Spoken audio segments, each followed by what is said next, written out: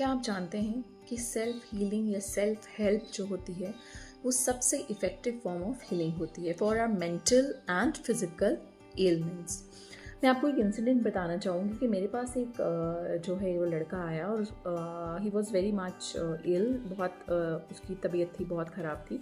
वो बेसिकली कुछ योगा आसन्स जो है वो कर रहा था, खुद कर रहा था, और वो कुछ गलत तरीके से कर रहा था और बहुत ही ज़्यादा एक्सेस कर रहा था। As you all know, excess of everything is bad.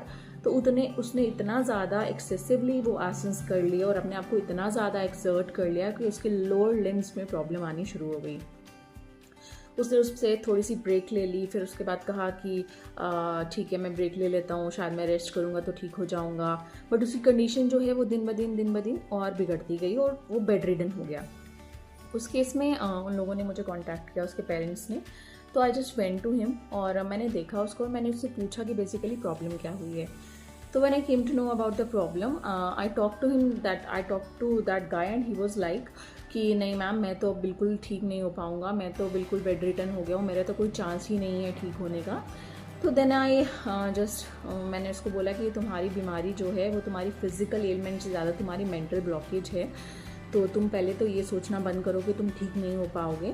और फिर मैंने उससे रेगुलर विजिट करना शुरू किया और मैंने उसको एक I use to make him in a room and to sit there, एक शांत रूम, कट ऑफ किसी भी डिस्ट्रैक्शन से या किसी भी बात से, किसी भी नॉइज़ से।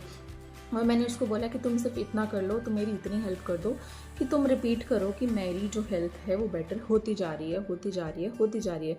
सिर्फ तुम 10 टाइम्स ये रिपीट करो। Starting it was very difficult because वो ही वॉज बिल्कुल मानने को रेडी नहीं था। वो कह रहा था कि सिर्फ टाइम वेस्ट हो रहा है, इससे कुछ भी नहीं होगा मैम, मैं बहुत ज़्यादा बीमार हूँ, मैं ठीक ही नहीं हो सकता हूँ।